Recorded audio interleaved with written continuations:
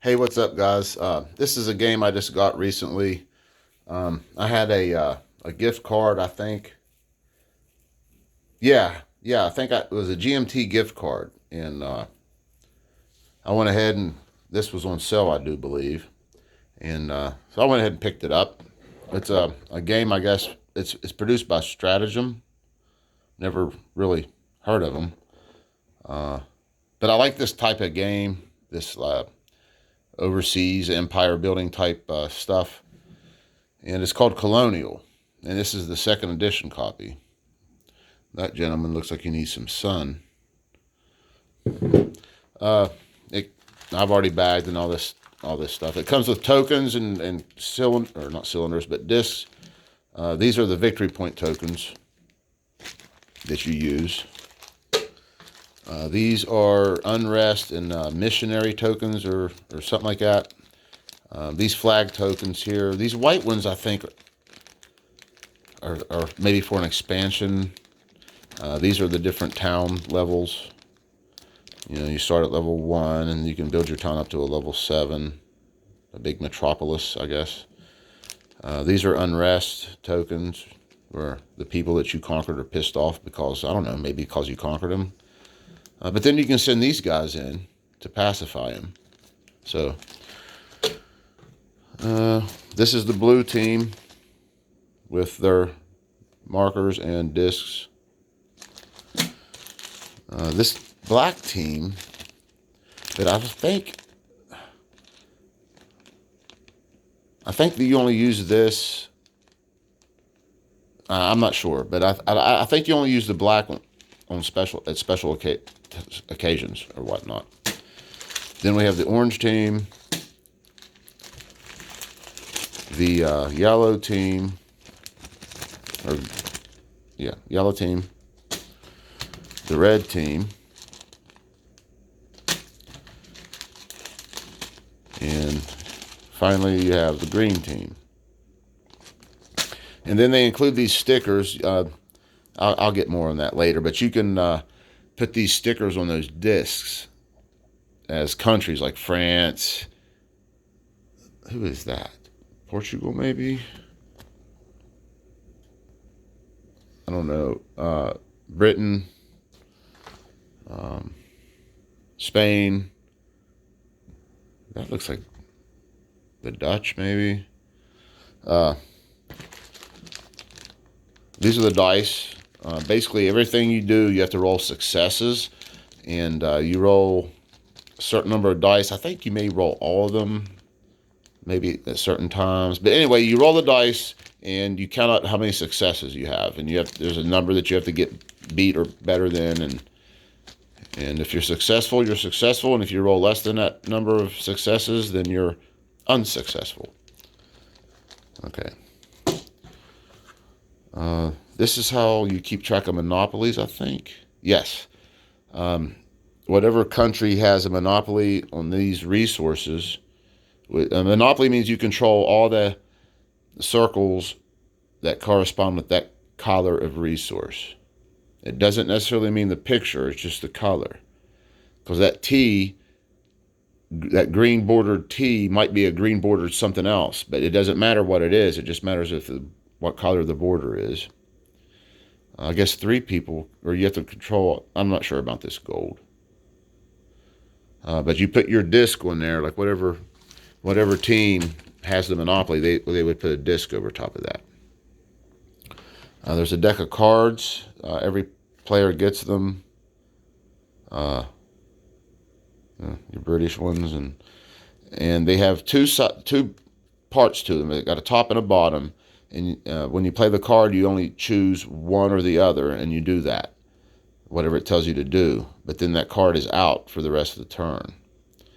And it's very important I've watched some videos about this, but it seems like it's very important on the order that you play these cards in to do what you really want to do. Because these guys each allow you to do something different, and if you do this and don't do that, then you can't do that for the rest of the turn. And you have to be able to plan out what you want to do pretty far ahead. It looks pretty interesting game. And then these are player boards. Everybody gets one. This is where you keep track of your monies. Over here is your victory points. First person to get all these filled up wins. That's 10 victory points. This is where you keep your fleets. You can have merchant fleets and naval forces. And all of these things, other than the victory points, are represented with your discs. That's why maybe if you run out of discs, which I don't know, maybe you can, they have these times 10 and times 5 markers to denote, over that. Then we come into the second edition rules. It's in full color, pretty glossy paper. See that? I do. You couldn't write on this in pencil.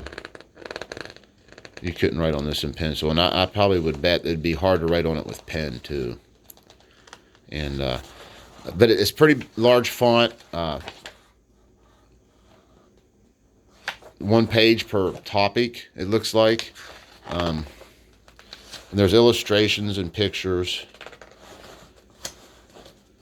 It doesn't look very, very difficult. Not a lot to it, but it's just the order that you play in. You have to be able to set yourself up to do what you really want to do. There was some the videos I watched. There were some comments about the rules being a little bit unwieldy, and not things not being where you would expect them to be, or ambiguous to some extent. And well, okay. I mean, that's not unusual. not today. And here's the map. This is a really nice map. It's hard-backed map. It folds out. It's really beautiful. It's really big. If I can get this out without ripping the shit out of it. All right. Come on, John. Come on, John, get it together. There we go. It's a little bit bowed up. It's a representation basically of the world, and everybody starts off in Europe. It's already been discovered. There's nothing to do there. This is where you start from. And I guess this is out of play for whatever reason. Well, Siberia, who gives a shit? And the Russians, who gives a shit? But anyway, and then these two North African spots in the Levant, these are all already discovered but not colonized at the beginning of the game. So you don't have to roll to discover them. They're already there. You just have to try to colonize them. But every other area on the map has been undiscovered. So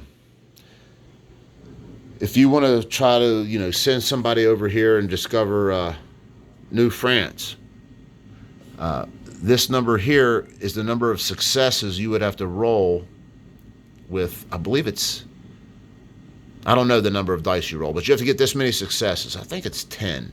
I think you have to roll 10 dice, but the dice only have 2 successes on them each. But you roll all the dice, and you have to get 4 better successes to discover this area. And once you discover it, then you can send people there to do things and such. And there's different numbers. I mean, look at that one. Out west here, yeah, it's going to be a high one. And I think you can get victory points for circumnavigation. If you can accomplish that, you get a victory point. I think multiple people can do it, and every time somebody does it, you put your disc here and denote that you get a victory point for that. There's a diplomacy track down here that everybody has a disc on, and the thing with this is you cannot attack any other team who is higher up here than you are. So if you're here, and if you're a blue team here and green team's up here, you can't attack the green team. But the higher guys can attack anybody below them. So blue couldn't attack green, but green could attack blue. So that's how that works. And then there's other tracks around the edges of the board: logistics, economy, seafaring, and navy, and you have, everybody has a disc. Every team has a disc in here, and you put it at what level you have in that specific area. And then, you know, once the areas have resources that if you control, you know, you get can control them. You can send resources to the market, and then you can get paid for them.